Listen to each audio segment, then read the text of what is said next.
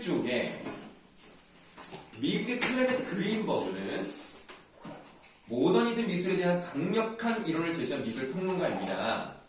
그는 사회와 미학에 대한 자신의 관점을 근간으로 해서 자신의 관점에 부합하는 미술가나 미술운동을 이론적으로 지지함으로써 1940년대에서 1960년대에 걸쳐 미술가들의 작업에 큰 영향을 주었습니다. 너 다 아직도 안 보냈대 왜? 아, 그러니까 보내려고 했는데 너무 늦어갖고 그냥. 포기? 아니. 오오오오 늦어서? 뒷면 파손까지. 오오 언제 다 했는데? 오늘 새벽. 아니. 이게 무슨 말이야? 선생님께 죄송한 거지. 그럼 나도 지사가 안 했잖아. 제가 말씀드리려고 했는데 선생님 끼어들어가지고. 자, 그래서 이 그린버그라는 사람은 굉장히 많은 영향을 미친 사람이다라고 보시면 되겠습니다. 그린버그에 대한 설명이 이제 두 번째 문단에 자세하게 나와 있는데요. 다 읽진 않겠습니다. 5번째 줄을 보시면 아방가르드가 나왔어요. 요거 동그라미 한번 해볼게요. 아방가르드는 본래 적군의 상황을 알아보기 위해 목숨을 걸고 적진으로 가장 먼저 뛰어드는 밑줄 하세요. 선발대를 지칭하는 말입니다. 원래 뜻은 이래요. 그런데 미술사에서 아방가르드는 밑줄 여기가 중요해요. 사회나 정치와 거리를 두고 심미적 표현의 절대적 자유를 추구하는 미술적 경향을 일컫습니다. 자, 지금 우리는 이제 그린버그에 대한 얘기를 하고 있는 것이고요. 이 사람이 얘기한 것 중에 하나가 이제 아방가르드라는 말의 개념이 나왔는데, 이 아방가르드는 원래 선발대라는 의미를 가지고 있지만 여기서 중요한 건 뭐예요? 현실과 거리를 두고 있다.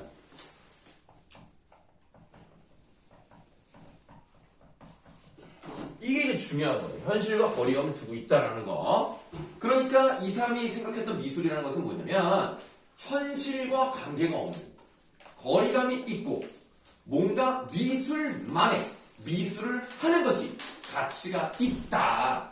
그러면 미술만을 위한 그 미술은 어떤 기법이며 어떤 의미를 가지고 있는가가 이제 세 번째 문단에 나오는 거예요. 그린버그에 따르면 미술을 위한 미술의 궁극적인 형태는 순수 추상 미술입니다. 아, 이게 제일 중요하네.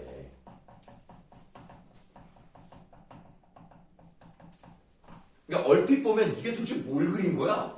이런 그림들 있잖아요. 이런 것들에 대해서 굉장히 긍정을 했습니다. 그는 순수한 미술만이 문화의 질을 유지하고 문화를 진보할 수 있게 한다고 하면서 회화의 독자적인 효과를 위해 회화 고유의 매체로 돌아가야 한다고 생각을 했어요. 회화 고유의 매체라는 건 뭐예요? 그림을 어디다 그려요? 캔버스에 그리죠. 캔버스의 특징이 뭡니까? 네모네요. 평평하고 네모네요. 이것만이 유일하게 평평하고 네모나다고. 영화? 아니잖아요. 뭐 운동? 아니잖아요. 피아노? 아니잖아요. 그러니까 그림만이 이런 특징을 가지고 있으니까 이거를 강조해야 된다. 자, 그의 관점에서 밑줄. 회화만이 가지는 매체 성격은 캔버스의 네모 형태와 회화면의 평면성이다.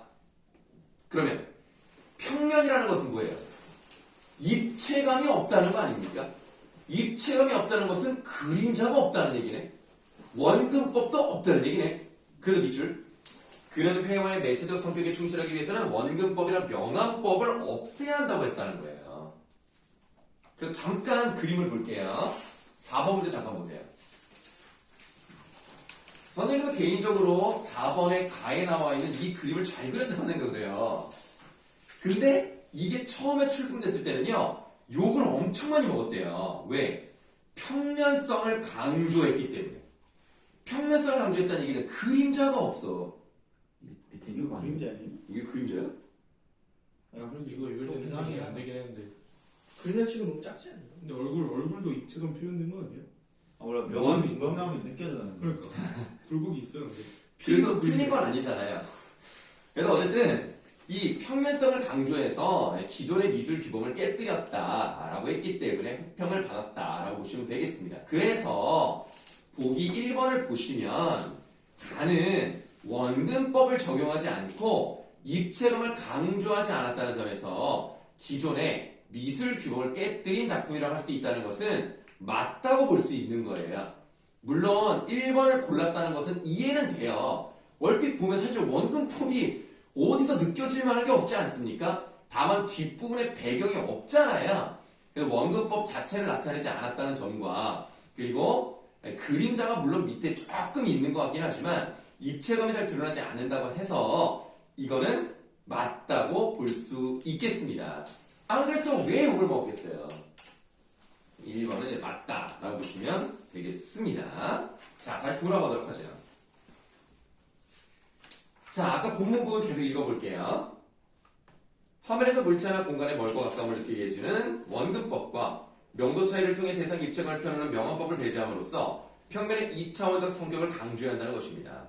자, 또한 그는 밑줄 회화 안에 담겨있는 문학적인 요소들, 즉 회화를 통해 전달하려고 하는 감정, 서사, 이념 등을 배제해야 됩니다.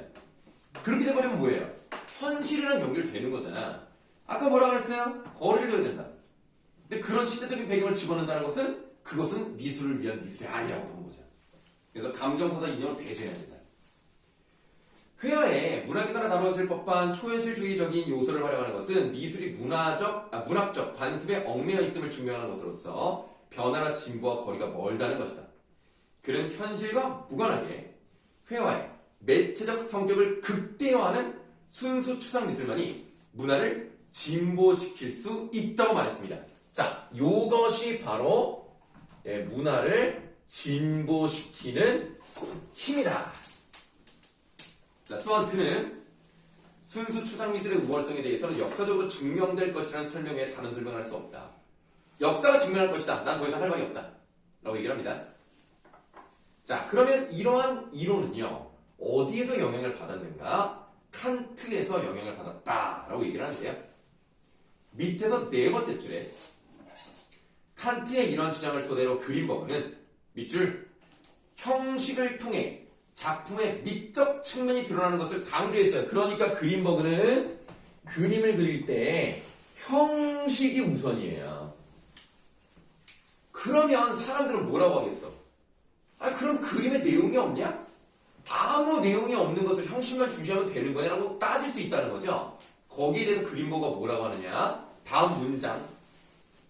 이에 대해 그린버그는 밑줄 순수 추상 미술 작품에서 내용은 형태, 색채 등과 결합하여 작품의 형식으로 남아있다. 즉, 내용은요, 색채랑 형태랑 쫙 어우러져가지고 형식으로 남아있기 때문에 아무리 순수 추상 미술이라 하더라도 내용이 없다라고 하면 안 되는 거예요.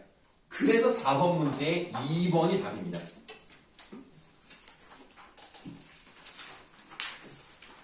자, 2번을 보세요. 이 나는 아직 읽지 않았습니다. 잭슨 폴록의 작품이거든요. 그래서 복잡하고 난하게 형상을 함으로써 내용이 없는 미술의 특징을 틀렸잖아요. 내용이 있어요. 2번이 잘못되었다. 이렇게 보시면 되겠습니다. 자, 다시 돌아가셔서 이번에는 59쪽을 보시겠습니다. 59쪽에 네 번째 줄 보도록 할게요. 그러면 또한으로 시작하는 문장이 나와요. 또한 캔버스 위에 페인트를 붓거나 떨어뜨리는 드리핑 기법을 구사한 잭슨 폴록, 요 사람 동그라미 하시고요. 밑줄합니다. 마네에서부터 시작되는 화면의 평면성을 강조하는 모더니즘의 후계자를 일컬었습니다. 야, 그러면 그린버그가 봤을 때는 잭슨 폴록이 짱이네. 심지어 마네를 계승했네. 자, 다음. 근데 모네 아니에요? 모네 만에 준다 했어요. 아니, 모네는 그 빛의 화가라고 해서 그 무슨 연꽃 잘 많이 그린 사람이 모네예요. 다른 사람이요? 네. 모네랑 마네는 일단 모음이 다르잖아요. 아, 오타인 줄 알았어요. 아이슬로트카는 내가 알기로는 오타가 없는 걸로 알고 있습니다. 네. 지금 한 번도 못 찾은 것 같아요, 오타를. 어쨌든 그게 뭐네. 자, 그러면 이제 우리가 마지막 문단을 이제 보시면 되겠는데, 마지막 문단에서 밑에서 5번째 줄 그린버그는 이로 시작하는 부분이 있습니다. 그린버그는 미술의 역사적 진행 과정에 관심을 가졌어요. 역사는 어떻게 나아갈 것인가. 그거를 밑줄 마네, 인상주의, 구성주의, 추상 표현주의로 이어지는 단선적인 역사의 진보를 믿고 순수 추상 미술의 역사적 필연성을 주장했습니다. 그러니까 단선적이라는 건 뭐예요? 다시 돌아가지 않는다. 한 방향으로만 발전한다. 그래서 결국에는 순수 추상 미술은 역사적으로 반드시 올 수밖에 없는 거였다. 그러니까 그 사람의 말에 따르면 초현실주의 같은 거는 들어갈 자리 자체가 없는 거예요. 그런 거는 그 미술로 보지 않아요. 자, 그래서 4번을 다시 볼게요. 4번. 4번에 보기 3번 고른 사람이 있어요. 보통 4번에 보기 3번을 많이 고릅니다. 가가 등장한 이후에 나가 등장이 된 것은, 자, 만해에서 잭슨 폴록으로 갔죠. 미술의 역사적 발전에 따른 필연적 결과라고 말할 수 있겠죠. 3번은 맞는 거예요. 이제 앞쪽으로 가세요. 3번 문제 가시겠습니다. 적절하지 않은 것을 골라보라고 그랬어요. 동그라미 나를 보도록 하겠습니다. 어떤 작품이 예술로서 인정되는 것은 그 작품의 내재적 성질을 기인하는 것이 아닙니다. 즉, 그 안에 어떤 게 들어있다고 해서 인정받는 것이 아니고 예술을 둘러싼 관행과 관습들, 과거로부터 물려받은 전통과 비평가의 평론 등이 얽혀서 이루어진 밑줄 예술계에서 그 작품이 예술이라는 이름으로 불리면 그것은 예술로서 인정이 되는 거예요. 그러니까 어떤 꼭 고정된 틀이라고 말할 수는 없지만 대체로 이러한 것들을 미술로 인정하는 분위기가 있을 거 아닙니까? 만든 사람이든 감상하는 사람이든 평론하는 사람이든 이런 것들이 요즘 아주 대세다라고 말하는 것도 있잖아요. 그런 것들 안에 들어가야 미술로 인정을 받을 수 있다고요. 근데 아까 뭐라 그랬냐면 그린버그라는 사람이 60년대에 굉장한 영향력을 가지고 있다고 그랬어.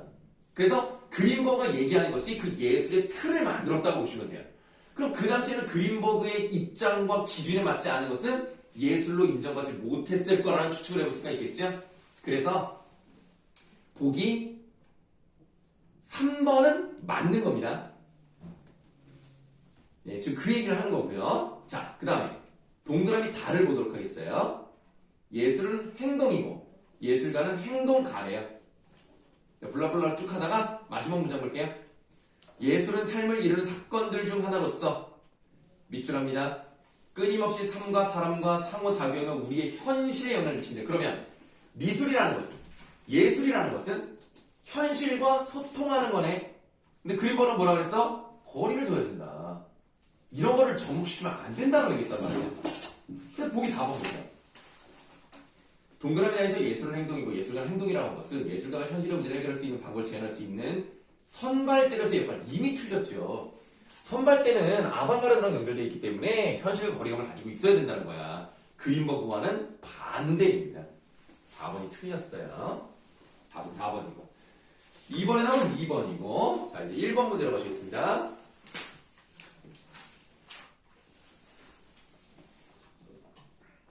여러분들 혹시 그 초코우유를 좋아하실지 모르겠지만 초코우유는 여러분들이 많이 유명한 게 초코해몽 있죠?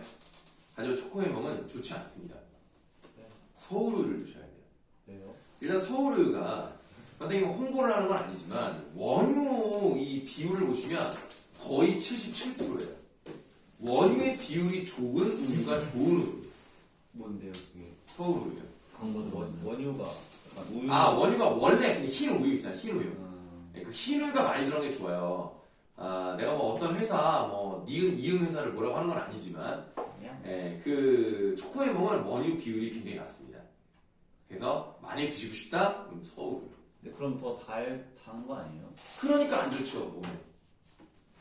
아니 초코우유를 뭐 그러면 초콜릿을 먹던가 그럼 그냥. 아니 근데 몸에 좋을 거면 초코를 왜 먹어요? 아 초코우유는 몸에 나빠요? 좋지. 지금 초콜릿 회사 비워봐라.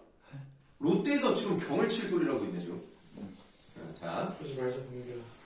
1번 기업과 니은에 대한 반응한 예고는 적절하지 않은 것을 이제 골라보라고 했는데요. 기업, 사회와 미학에 대한 자신의 관점이라는 말이 나왔죠. 보기 2번 보시겠습니다. 기업과 관련하여 그린버그가 순수 추상 미술을 옹호하는 관점을 말했는데 맞죠? 미술의 역사적 진행 과정에 대해서도 고찰을 했죠. 고찰이 뭐야? 살펴봤다. 진지하게 봤다. 이렇게 보시면 돼요. 그것을 바탕으로 순수 추상 미술은 반드시 올 수밖에 없었던 것이다. 2번은 맞아요. 다음 5번입니다. 니은과 관련한 그림본과 다양한 재료를 활용해서 화면을 구성하는 것 자체를 얘기하지 않았어요. 5번이 답입니다. 자, 혹시 뭐 인문예술 여기에서 질문 있으면 하세요? 자, 없으시면 다음으로 넘어가겠습니다. 116쪽 사회문화 2강입니다.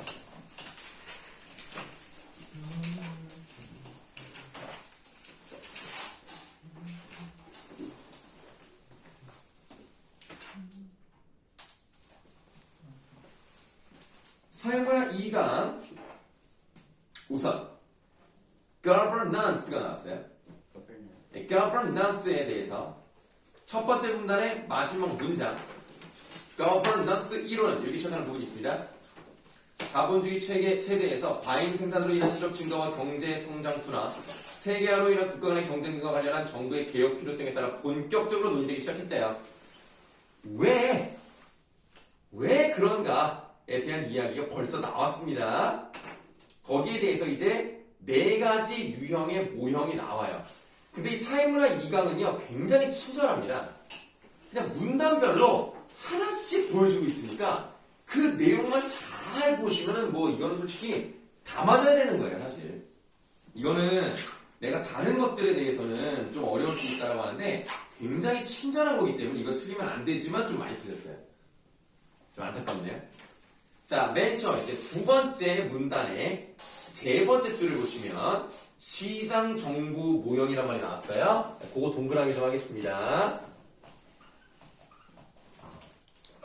그럼 시장 정부란 말이 나왔으니까 정부의 시장의 요소, 예를 들면 자율적 경쟁, 뭐 창의적인 뭐 재능, 뭐 이런 것들을 뭐 이렇게 집어 넣어보고 싶었던 뭐 그런 거겠죠. 그래서 좀 내려가세요. 어떻게 되냐면 지금 두 번째 문단에서 밑에서 하나, 둘, 셋, 넷, 다섯, 여섯, 7번째 줄을 보시면 시장주의는 이렇게 시작하는 문장이 있습니다. 밑줄 하세요. 시장주의는 서비스 공급 과정에서도 경쟁을 통한 서비스의 품질 관리에 관심을 둡니다. 요거는 뭐 솔직히 뭐 당연한 거죠. 소비자가 제공받은 서비스에 대해 어느 정도로 만족하는지에 대해 민감해요. 그래서 고객주의라고 하죠. 야, 어떤 회사에서 소비자의 그런 평가 누가 신경 안 씁니까? 다 신경 쓰니까 막 리뷰 별점도 막 잘 달아달라고 막 애를 쓰는 거 아닙니까? 당연히 굉장히 민감하게 반응을 하죠. 그렇다면 우리 공무원의 문제점이라고 할 수 있는 거. 뭘 공무원들이 나쁘다는 게 아니라 공무원의 이 단점을 굳이 한번 찾아본다면 하는 것만 해. 새로운 걸 하지 않아.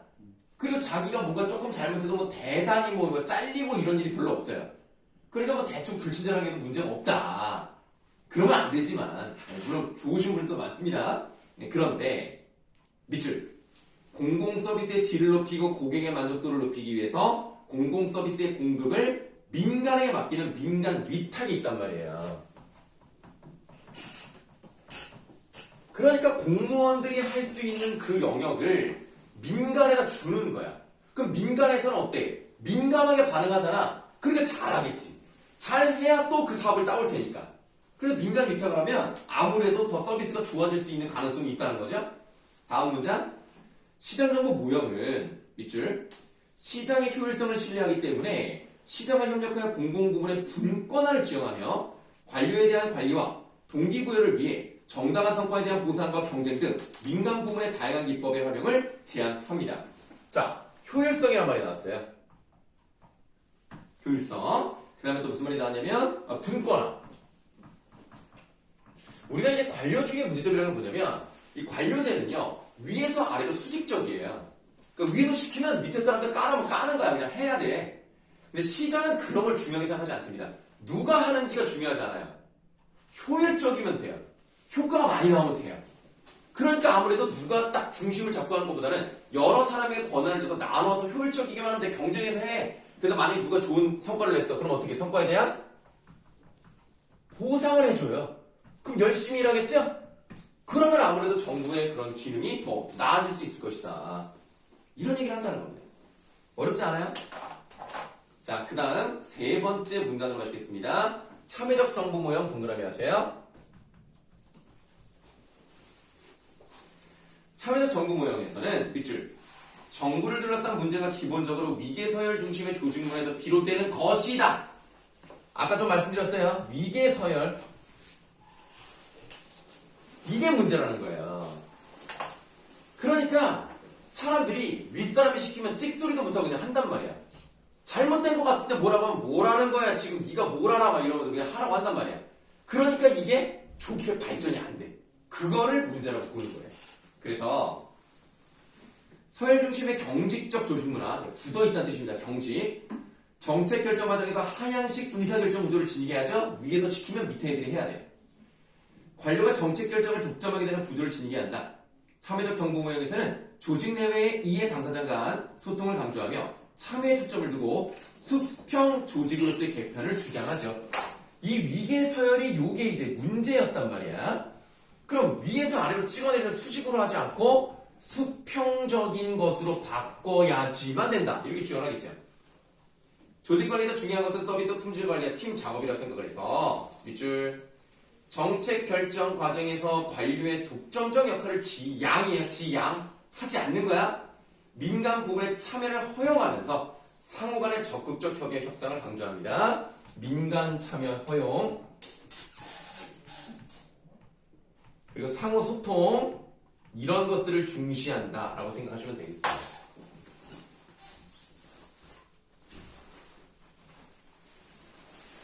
자, 우리는 일단 두 번째 문단까지 봤어요. 아직 페이지는 넘어가지 않았습니다만은 오른쪽 페이지에 있는 1번 문제를 보세요. 적절하지 않은 것을 골라보라고 했습니다. 우리가 지금 두 개의 이론을 봤죠? 시장정보 모형과 참여적 모형을 봤단 말이에요. 그러면 1번에 보기 5번을 볼까요? 시장정보 모형에서 공공부문에도 민간부문의 기법을 활용한다고 본 이유는 뭡니까? 경쟁을 통해서 효율적인 그런 일을 하도록 만들어야 하니까 5번은 맞아요. 네, 1번이 답입니다. 1번은 나와 있지 않아요.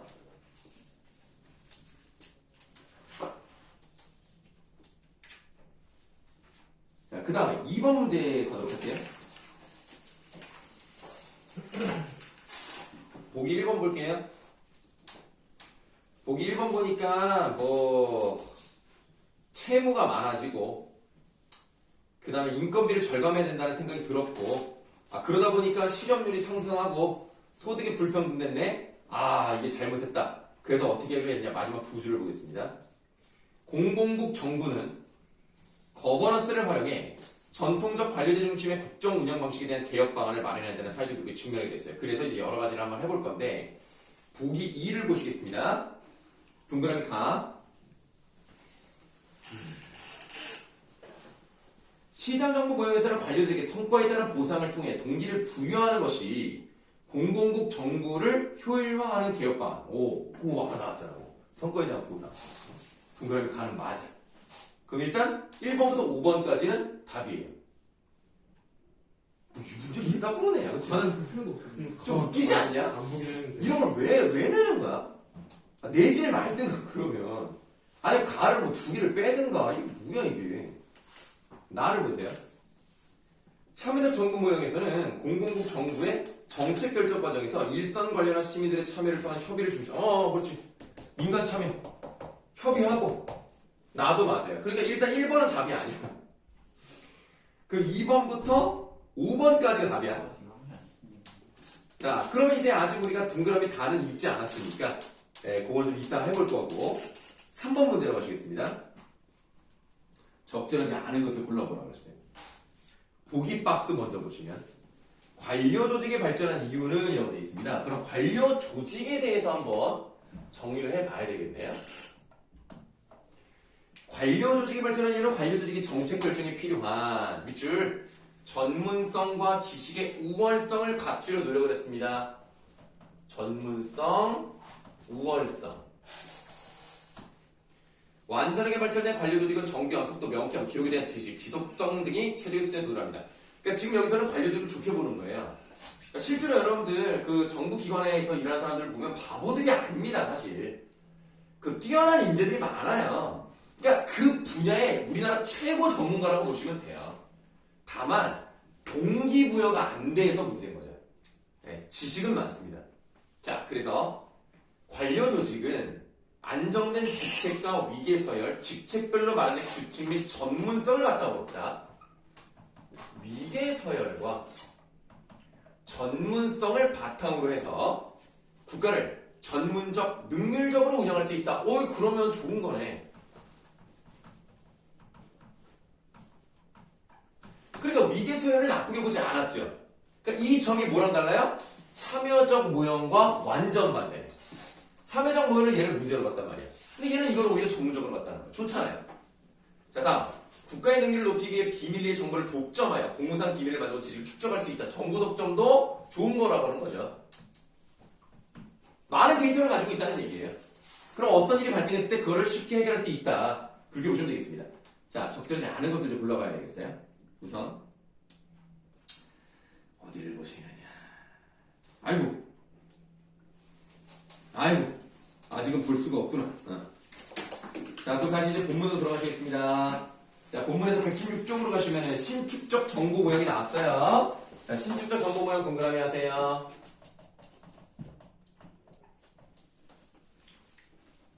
그 다음에 117쪽 갑니다.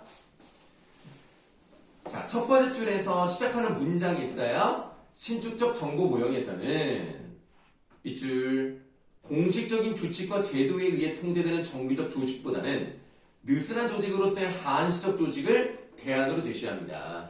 자, 얘네는요, 고정되어 있는 정규적인 조직이 아니라 언제든 해체할 수 있고 다시 만들 수 있고 재구성할 수 있는 한시적인 조직을 추천을 해요. 그래서 이 모형에서는 필요에 따라 한시적 전단 조직을 통해 과제 해결에 집중하고 문제가 해결되면 조직이 해체되는 형태도 염두에 둡니다. 정책 결정에서는 혁신과 실험을 강조하면서 밑줄 과거의 정책 기조와 조직 내 결정 규칙의 틀에서 벗어난 적극적이고 창의적인 정책을 제안할 것을 요구합니다. 자, 규칙의 틀을 벗어나죠. 깨고요. 창의적인 걸로 갑니다. 기존 정책의 경로 의존성을 벗어나고자 하는 의도가 숨어있는 셈이다. 이 정부에서는 정부가 느슨한 조직을 통해 서비스 생산 비용을 줄이고 다양한 이해와 조정 능력을 갖출 수 있다고 생각을 해요. 자, 바로 넘어가겠습니다. 탈규제적 정부 모형. 거기 동그라미 하세요. 탈규제적. 얘는요, 두 줄 내려가셔서 따라서 탈규제적 정부 모형에서는 밑줄 관료 조직 자체의 개선 방안보다는 조직 관리에 대한 처방으로 규제를 축소하여 조직 구성원인 관료들의 자유와 재량을 확대하는 방안을 마련하는 초점을 둡니다. 자, 얘네는 조직 자체는 안 건드려도 된다는 거예요. 지금 보시면 여기서는 위계 질서 때문에 문제가 생겼다. 여기도 조직이 한시적이어야 된다. 정규적인 거는 좀 좋지가 않다. 하지만 얘네는 그런 건 상관없다. 조직 자체를 개선할 필요는 없다. 그럼 뭘 하면 되냐? 규제를 축소해야 된다. 즉, 공무원들이 이렇게 하면은 너 징계받아, 너 이렇게 하면은 감봉돼. 이게 무서워서 창의적인 걸 못하니까 그런 규제를 좀 없애는 거예요. 자, 이 모형에서는 관료 조직이 정책 결정에 필요한 전문 지식과 아이디어의 저장소라고 봅니다. 그럼 얘네들은 관료 조직을 어때요? 좋게 보는 거예요. 얘네가 아이디어 창고래. 그럼 얼마나 좋습니까? 자, 그럼 이제 우리가 이렇게 다 나눠서 이제 봤다. 그럼 이제 이 빨간색으로 되어 있는 거랑 이제 비교하면 되지 않습니까? 지금 탈규제적 모형은요, 관료 조직을 긍정으로 봤죠? 이것도요, 긍정적인 내용들이 나와 있다는 점에서 공통점을 볼 수가 있겠는데요. 자, 그럼 차근차근 이제 풀어보도록 하죠. 2번 문제 다시 가시겠습니다. 동그라미 달을 보도록 하죠. 신축적 정보 모형에서는 모모국이 그동안의 정책 기조와 결정 방식을 벗어나 문제 해결에 적합한 조직을 구성해야 된다. 정규적인 조직이 아니라 새롭게, 한시적이지만 어쨌든 새롭게 만들어서 창의적 정책, 창의적인 정책을 마련해야 된다는 것을 주장하겠죠? 동그라미 단은 들어가야 됩니다. 그럼 2번은 답이 아니네요. 4번도 답이 아니네요. 3번 아니면 5번이 답입니다. 그럼 라가 만나볼까요? 탈규제적 정부 모형에서는 공공국이 기존의 관료 조직 개선에 초점을 두고 뭐라 그랬어? 관료 조직 개선 자체를 하지 않는다고요. 그래서 라는 아니에요. 답은 3번입니다. 이제 3번 문제로 갈게요. 적절하지 않은 것을 골라야 되겠습니다. 보기 3번 보세요. 신축적 정부 모형에서는 임시 고용제도 확대를 주장한 반면, 자 그렇죠? 임시죠. 보기에서는 관료 조직의 안정된 직책이 국가를 전무적 능력 나왔죠? 그러니까 3번은 맞아요. 보기 4번. 신축적 정부 모형에서는 어딨어? 요거네 요거. 여기에서는 관료의 창의적 정책 제안을 위해 뭐 맞는 것 같아요. 정규적 조직의 확대를 틀렸죠? 정규적 조직을 확대하면 안 돼요. 4번이 답이에요. 보기 5번. 탈규제적 정부 모형과 보기에서는 모두 관료 조직이 정책 결정에 필요한 전문성을 보유하고 있다. 전문성, 아이디어 창고, 전문적인 내용 나와 있죠? 5번은 맞습니다. 자, 사회문화에서 질문 있으면 하세요. 4번은 더 맞았어요? 4번 얘기 안 했나요? 네, 4번 더 4번입니다. 쌤 근데요 문제 풀 때 쌤 문제 딱 처음 풀 때도 저렇게 안 쓰죠. 쓸 시간이 없죠. 대신에 밑줄을 치는 거예요. 중요하다고. 네. 그래서 선생님이 여러분들 밑줄 치라는 이유는 뭐냐면 여러분들도 이런 거에 밑줄을 치면 좋다. 여러분들이 어떤 문제를 봤을 때 그 지문에서 좀 중요하다고 생각하는 것들 있잖아요. 그런 것들을 이렇게 슬슬 이렇게 밑줄을 쳐보면 그런 사람은 좋기 때문에 어떤 가이드를 해드리는 거예요. 이렇게 밑줄 치는 게 좋다. 그런데 선생님은 이제 개인적으로 밑줄 치어서 푸는 걸 좋아하는데 여러분들한테 설명을 하기 위해서 저기 형광펜을 써요. 왜냐면 혹시라도 안 갖고 와서 복사를 할 수가 있잖아. 그래서 너무 불편해. 일단 눈으로 다 풀어. 그 다음에 이제 다시 이제 밑줄을 치거든요. 설명하기 깔끔하라고. 그래서 좀 너무 불편해 나는. 나는 원래 밑줄 치면서 풀고 싶단 말이야. 스틱 2개 사시면 안 돼요? 사줄래? 아니요. 그럼 조용히 해. 네가 사줄 것도 아니잖아. 이제 PDF도 다운이 안 된다고. 선생님 바쁘시니까. 내가 왜 바쁘야? 근데 2월 며칠? 나는 갚부가 아니라 돈 갚으라고 힘들어. 아이고. 그리고 웹뷰어예요. 다운이 아닙니다. 웹뷰어로 보여주는 거예요. 그래서 패드로 그냥 공부하는 거지 다운받아서 출력을 못하게 바꿔버렸어요 애들이. 캡처 안 돼요? 캡처를 언제 다 해 그걸. 언제 다 하고 있어. 캡처가 될지도 모르겠지만 된다 하더라도 그 수백 종을 어떻게 합니까? 그래서 뭐 이런 얘기가 있더라고요. 작년에 수능 특강을 많이 못 팔아가지고 많이 팔려고 다운로드를 안 시켜주더라. 이해는 돼요. 뭐 열심히 만들었는데 돈을 못 벌면 EBS 손해니까. 근데 좀 아쉬워요. 좀 불편해 너무. 자, 그럼 사회문화 넘어가도록 하고요. 과학기술로 가도록 하겠습니다. 과학기술은요, 선생님이 이번 2024학년도 이 수능 특강을 풀면서 가장 어처구니 없는 문제가 나왔어요. 아니, 2024학년도 중에서가 아니라 그냥 역대 수능 특강 중에서 가장 어처구니 없는 문제. 몇 번이요? 4번이요. 4번 맞아요. 4번 문제는 나는 너무 어처구니가 없었습니다. 이거 틀렸네. 이거는 3번이었나? 왜 3번이 틀려가지고. 4번이었나? 4번. 나 이거 봤는데. 4번이었나? 5번도 틀렸던 것 같은데. 자, 이것도 본문을 좀 볼게요.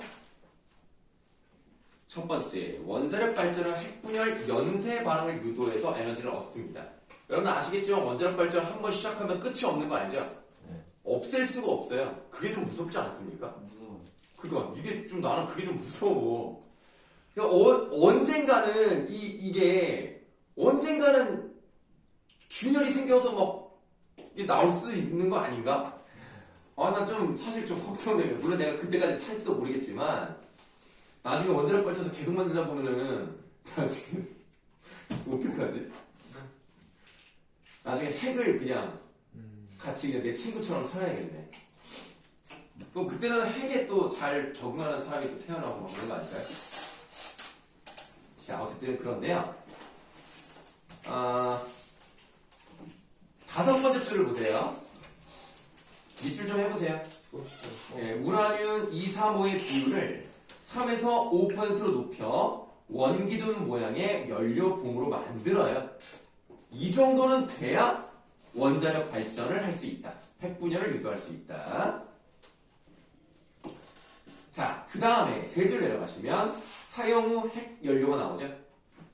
사용 후 핵연료에는 밑줄 핵분열이 일어나지 않는 우라늄 235가 남아있고 우라늄 238, 우라늄 238이 이 중성자와 반응하여 만들어진 물질 플루톤 239 그리고 이외에도 핵분열 과정에서 생성된 핵물질들이 포함되고 있습니다. 그럼 원래는 우라늄 235의 비율이 3에서 5인데 발전을 하고 나서 사용하고 났더니 남아있는 잔여 235가 있고 238이 생겼고 238과 중성자가 반응해서 플루토늄 239가 나왔단 말이야. 사용하기 전과 사용한 후가 물질의 종류와 비율이 달라졌죠. 그러니까 2번에 3번은 답이 아니에요. 그 다음 두 번째 문단으로 가시면 이제 핵 재처리 방법에 대해서 두 가지가 나왔습니다. 기억의 퓨렉스, 니은의 파이로 프로세싱. 기억의 퓨렉스 공법 동그라미 하시고요. 자, 퓨렉스 공법은 먼저 사용 후 핵 연료를 해체한 뒤 연료봉을 작게 절단합니다. 난 이것도 신기하더라. 이거 어떻게 절단을 하는지. 다음으로 절단한 연료봉을 90도씨 정도의 질산 용액에 담아놓고 이후 질산에 녹인 핵 연료를 유기용매인 TBP 용액과 접촉시키면 밑줄 하세요. 우라늄 235와 플루토늄 239는 TBP 용액에 달라붙고 나머지 물질들은 질산 용액에 남습니다. 그러면 그 용액에 달라붙은 애들을 다시 한번 산화 환원 반응을 통해서 우라늄 235랑 플루토늄 239를 나눌 수가 있어요. 나누면 원래 우리가 사용했던 핵발전 연료가 뭐였어요? 우라늄 235였으니까 그거를 다시 기존의 원자로에 넣어서 발전시키면 되죠. 근데 문제는 뭐예요? 플루토늄 239를 어떻게 사용할 수 있을까? 밑에서 세 번째 줄에 고속 증식로는 안정성이 부족하여 폭발의 위험성이 크기 때문에 아직 실효화되지 못하고 있습니다. 밑줄이요? 아니 그냥 읽은 거예요. 그러니까 고속 증식로는 아직 좀 쓰기가 좀 어려운 거야. 근데 이거는 문제가 아니야. 이거는 퓨렉스 공법의 이제 문제점이라고 보기 좀 어렵습니다. 자, 그리고 플루토늄 239는 핵무기의 원료로 사용되기 때문에 국제적으로 민감한 문제가 되죠. 이게 문제점인 거죠. 그러니까 퓨렉스 공법은요, 이 순수하게 플루토늄을 추출할 수 있기 때문에 그거를 통해 핵무기를 만들 가능성이 있는 거예요. 근데 읽어서 아시겠지만 파이로 프로세싱은 그게 안 돼요. 자, 그냥 시간상 밑에서 다섯 번째 줄을 보시겠습니다. 우라늄 235는 부터 밑줄 할게요. 우라늄 235는 다른 물질에 비해 낮은 전압에서도 쉽게 음극으로 움직이므로 음극에는 우라늄 235만 달라붙습니다. 음극으로 간다고. 그게 아니라 예, 그러니까 3번의 답은 2번입니다. 그리고 3번에 1번은 방금 나왔었죠? 예, 퓨렉스 공법은 235랑 239를 분리하는 과정 필요합니다. 그 내용은 나와 있기 때문에 예, 답이 아니에요. 다시 본문을 계속 읽어보도록 할게요. 자, 여기에서 우라늄 235를 일부 해소할 수 있다. 이후 전압을 올리면 남아있던 우라늄 235와 플루토늄 239 다른 핵물질들이 음극으로 달라붙게 되는데요. 파이로 프로세싱은 플루토늄 239가 다른 핵물질들과 섞인 채로 추출된단 말이에요. 섞인 채로 라는 말이 그대로 나왔죠. 그러니까 4번에 답이 4번이야 그냥. 이거 좀 이상해. 이게 나는 문제를 이따구로 낼 수가 있는가. 그래서 오히려 설마 이게 답이라고? 그러니까요. 그랬는데 그냥 가만. 그래서 더 봤다니까. 시간을 더 썼다니까. 너무 웃긴 거야 문제가. 네. 이렇게 되는 게 어딨어요? 예? 그냥 원래 그대로. 이러면 있는 걸 그대로 갖다 놓잖아. 너무 쉬워가지고. 초딩 문제야 초딩 문제. 난 그거 너무 어처구니가 없어가지고 설마 수능 특강이니. 에이 함정이겠지. 해서 막 계속 봤다니까. 있어요, 근데? 아니 그건 아니고. 그래서 우리가 4번에 답은 4번입니다. 사실 이렇게 보기를 내면 안 되고요. 플루토늄 239가 다른 핵물질과 섞인 채 이렇게 내면 안 되고 국제적으로 민감한 문제를 해결할 수 있다 뭐 이런 식으로 냈어야죠. 뭐 핵무기를 만들지 못한 걸로 뭐 추측이 된다 뭐 이렇게 해야 하든가. 이게 뭐냐 이게.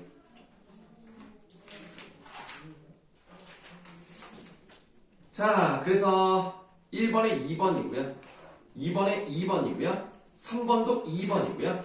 4번에 4번, 5번에 3번입니다. 질문 있습니까? 아니요.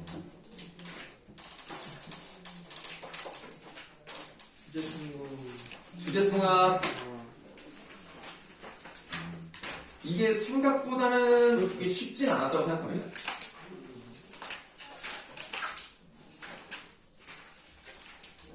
근데 이건 다행히 뭐 조금만 봐도 되는데. 자, 동그라미 가 문단에 두 번째 문단을 볼게요. 정시법이라고 나와 있어요. 자, 정시법이라고 하는 것은 정해진 시간 이렇게 생각하시면 돼요. 그러니까 낮의 길이와 밤의 길이와 상관없이 그냥 고정되게 그냥 하는 거예요. 고정되게. 그러니까 지금 어떻게 보면 지금의 표준시는요, 이 정시법이랑 좀 비슷한 면이 있다는 얘기죠. 자, 그런데 정시법의 대표적인 방법으로는 백각법이 있습니다. 자, 여기에 이제 백각법이 포함이 되는데, 그럼 백각법이니까 어떻게 해요? 그냥 100번 나눠요. 하루를 100개의 각으로 균등 분할하는 시간 구분 방법입니다. 뭐 이런 게 있고요. 그 다음 줄. 하루를 12시로 균등 분할하는 12지시법 요거 동그라미 하세요. 그럼 12지시법은 우리가 어떤 말을 쓰죠? 그렇죠. 자축, 인묘, 진, 샤오미, 보조, 배터리 이렇게 간단 말이에요. 뭐요? 처음이 보죠. 네, 샤오 아니에요. 자, 자축이면 진사오미, 신유, 수레로 간다는 거죠. 그리고 12개로 나눈다는 겁니다. 근데 그 24시로 균등 분할하는 24반지시법도 있어요. 그래서 이제 12시간을 또 이제 나누는 뭐 이제 그런 것도 있다고 보시면 되겠습니다. 그래서 이 24반지시법은요, 12지시법을요, 원래 12지시법이면 2시간 지나잖아요. 근데 2시간도 요 앞에 1시간, 뒤에 1시간이 있을 거 아닙니까? 그걸 또 어떻게 나누냐? 초, 정, 으로 나누는 거예요. 자, 예를 들어서 우리가 일반적으로 자시라고 하면요, 밤 11시에서 다음날 새벽 1시를 말하는 겁니다. 그러면 요게 자시는 2시간이지만 여기에 초랑 정이라는 걸 넣어본다면 밤 11시에서 12시가 자시 중에서도 앞부분이잖아요. 자초. 그 다음에 밤 12시에서 이제 새벽 1시. 여기는 이제 자정이란 말을 쓰는 거죠. 그래서 이 자정이란 말을 지금까지도 우리가 쓰고 있다. 물론 지금의 자정은 그냥 밤 12시 정각을 얘기하지만 여기에서 왔다라고 생각하시면 돼요. 그런 내용이 나와 있는 거예요. 자, 그 다음에 다음 문단 보세요. 부정시법인 경정법. 이거 그냥 통째로 그냥 내모하세요. 네. 부정시법. 여기에 이제 경정법이 이제 들어가는 거죠. 네. 그러면 부정시니까 정해진 시간이 아니라는 얘기입니다. 이거는 내가 저번 시간에 한번 얼핏 설명 좀 드렸어요. 우리가 겨울에는 밤이 어때요? 길어요. 그러면 이거를 5등분을 하면 이만큼을 5등분을 하면 한 등분이 시간의 길이가 어때요? 길 수밖에 없죠. 여름은 밤이 짧으니까 이걸 5등분을 하면 각각의 등분의 시간이 짧을 수밖에 없죠. 그러니까 부정시인 거예요. 딱 정해진 시각이라기보다는 그 계절과 절기에 따라서 조금씩 다를 수밖에 없는 거죠. 그거를 5개로 나누는 건데요. 밑줄 하세요. 해가 져서 완전히 어두워지고 난 뒤부터 해가 아직 뜨지 않았지만 하늘이 점점 번해지기 시작할 때까지의 밤을 5등분해서 5경으로 나눠요. 그러니까 해가 지는 게 중요한 게 아니라 어두워진 거, 그 다음에 해가 뜨는 게 중요한 게 아니라 그 하늘이 환해질 때까지야. 그러니까 해랑은 완전 일치하지 않습니다. 자, 그렇게 5경으로 나눠요. 그래서 일반적으로 초경을 몇 시부터라고 하는 거야? 일반적으로 그냥 지금으로 따지면 6시 6시 아니 저녁 7시 정도로 봐요. 근데 그거는 이제 계절마다 달라요. 6시일 수도 있어요. 근데 만약에 7시부터로 하면 7시부터 2시간인 9시까지가 초경이 되는 거예요. 그 다음에 9시부터 11시까지라고 하면 그게 이경이 되는 거고요. 이게 바로 경입니다. 근데 경은 아까도 말씀드렸지만 계절에 따라 다르겠죠? 자, 그런데 어디를 보시냐면 지금 보고 있는 문단에서 네 번째 줄을 보시면 경전법에서는 거기서 밑줄 해봐. 경전법에서는 물시계를 사용하여 시간을 측정했어요. 물시계에서 시간의 길이는 바로 물의 양에 대응하는 데까지 밑줄하면 돼요. 즉 물이 얼마만큼 흘렀나 흘러왔나 그 양이 있을 거 아닙니까? 그걸로 시간을 본다고요. 근데 물이 흐르는 그 속도는 계절의 변화와 관계가 없죠. 그럼 뭐에 영향을 받습니까? 온도인가? 뭐 온도도 물론 영향을 미칠 수 있겠지만 수압이 영향을 미칠 수가 있죠. 예를 들어서 그 물이 흘러나오는 통이 있을 거 아닙니까? 통이 이만해. 물이 나오는 구멍이 요만해. 여기 나온단 말이야. 그러면 여기에 물이 나오는 속도는요 수압의 영향을 받겠죠. 높은 거를 쓰면 쓸수록 처음에는 속도가 어떻게 했어요? 처음에 빠르겠죠. 수압이 크니까 빠르다가 점점 좀 느려지는 느낌으로 갈 거 아닙니까? 그럼 시간이 조금 정확하지가 않아요. 그럼 어떻게 하는 게 더 좋겠어요? 이것보다는 요 정도 낮은 거를 여러 개 둬서 구멍을 뚫어 놓는 게 수압을 비슷하게 유지하면서 비슷한 속도로 나오게 만들 수 있지 않겠습니까? 이런 식으로 가야 되는 거죠. 그래서 물이 많이 나왔어. 그러면 봐봐. 밤이 길어? 그럼 물이 나오는 양이 어때요? 같은 시간에 맞아요. 많이 나올 수밖에 없잖아요. 그러면 밤이 길면 그 밤의 길이가 각각 기니까 물이 더 많이 나올 거 아닙니까? 그럼 그거를 측정하는 자의 눈금을 어떻게 해야 된다는 거예요? 크게 만들어야 된다는 거예요. 그래서 눈금의 크기를 만약에 요 정도로 했다. 이게 겨울이다. 그럼 낮에는 여름에는 어떻게 해야 돼? 이 눈금의 크기를 줄여야죠. 그래야 이만큼의 밤의 길이와 요만큼의 밤의 길이가 똑같이 몇 시다라는 걸 얘기할 수 있잖아요. 요렇게 펼쳐져 있는 것을 나눴을 때 겨울은 밤이 기니까 이 정도로 가려면 물이 더 많이 흘러나와서 이거를 채우면 이제 1시간 지났다. 그 다음에 또 이만큼 지나면 또 2시간 지났다. 근데 여름은 밤이 짧은데 요만큼만 나와도 이제 1시간 지났다. 이렇게 봐야 그 5개가 된다는 얘기예요. 자, 그러다가 이제 마지막 문장을 좀 보시면은 천문 관측과 계산의 기술이 발전하면서 후대로 갈수록 절기별로 밤과 낮 시간의 구분이 정밀해졌다. 이런 말 나왔습니다.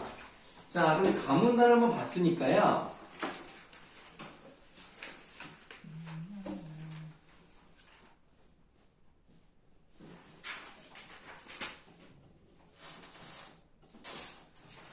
가문단을 봤으니까 일단 4번 문제 답은 1번입니다. 이거 아까 말씀드렸어요. 네, 물의 압력에 따라 유속이 변해요. 그래서 다른 건 아닙니다. 관계가 없어요. 4번 문제를 계속 읽어볼게요. 청동으로 만든 중국 한대의 누호는 물시계의 초기 형태로 알려져 있는데 이것은 물을 담을 수 있는 하나의 그릇에 물이 나오는 구멍을 장치한 정도로 단순한 것이었다. 이후 밑줄 시각 측정의 오차를 줄이기 위해 계량을 거듭했어요. 그럼 조금씩 더 정교해지겠죠. 자, 그러면 보기 5번 보세요. 시각 측정의 오차를 줄이기 위해 물시계를 계량한 것은 천문 관측과 계산의 기술이 발전한 것과 함께 경전법의 운영이 더 정확하도록 도울 수 있었겠지요. 5번은 맞다고 보시면 되겠습니다. 자, 그럼 이제 어디를 보시냐면 230쪽을 보세요. 230쪽에 A로 묶여져 있는 부분을 보도록 하겠습니다. 인정과 파루란 말이 나왔습니다. 요거는 여러분들 춘향전 같은 고전소설도 보시면은 종종 나와요. 조선시대 도성문이 각각 닫고 열리는 시각을 알리는 것으로 태종 때인 1401년부터 시행됐어요. 와, 진짜 오래됐죠? 600년이 넘었네요. 경정법을 적용했어요. 초경 3점에 종을 28번 쳐서 성문을 닫아 사람의 출입을 통제했고, 오경 3점에 종을 33번 쳐서 성문을 열도록 했습니다. 왜 28번이고 왜 33번인지에 대한 설명은 나와 있지 않아요. 그래서 1번의 답은 2번이고요. 그 다음에 3번 문제 한번 가볼게요. 3번 문제 보기 1번. 파루 시각인 오경 3점은, 자, 여러분 오경이니까 그냥 일반적으로 생각했을 때 약 몇 시쯤으로 보시면 돼요. 잠깐만요. 11시, 1시, 3시, 5시. 몇 시부터 몇 시라고 해야 돼? 오경은 3시부터 5시. 새벽 3시부터 5시라고 봐야 되겠죠. 그러면 점이라는 것은 그 오경을 다시 한번 5개로 나눈 거거든요. 그럼 120을 5로 나누면 몇 분이에요? 24분이죠. 그러니까 오경 3점은 24 곱하기 3을 하면 72가 나오니까 새벽 4시, 뭐야, 잠깐만. 몇 시였지? 잠깐만. 순간 헷갈려, 잠깐만. 24 곱하기 3을 하니까 72가 4시 12분이겠죠? 그래서 자정부터 축초 사이라는 것은 너무 빠르잖아요. 자정할 거 뭐라 그랬어? 요때잖아. 그러니까 너무 멀어. 그럼 1번은 답이 아니지. 답은 2번. 여름보다 겨울에 길었겠군. 맞죠? 겨울이 기니까 5번으로 나누면 더 오랜 시간에 한 번씩 칠 거 아닙니까? 2번이 답이고요. 보기 3번 보시겠습니다. 인정과 파루 시각이 계절에 상관없이 일정한 것을 보니 라고 했는데요.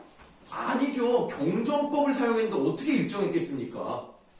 백각법을 사용하지도 않았고요. 일정하지도 않았어요. 3번은 답이 아니에요. 보기 5번. 인정과 파루 시각을 보니 해가 지기 시작할 때가 아니라 어두워졌을 때부터 초경이 시작입니다. 해가 뜨기 시작할 때가 아니라 헌해질 때부터입니다. 그래서 5번은 답이 아니에요. 2번이 답입니다.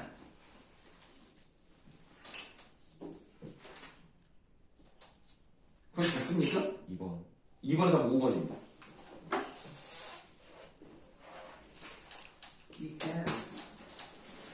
질문 있습니까? 아니요. 그러면 쉬는 시간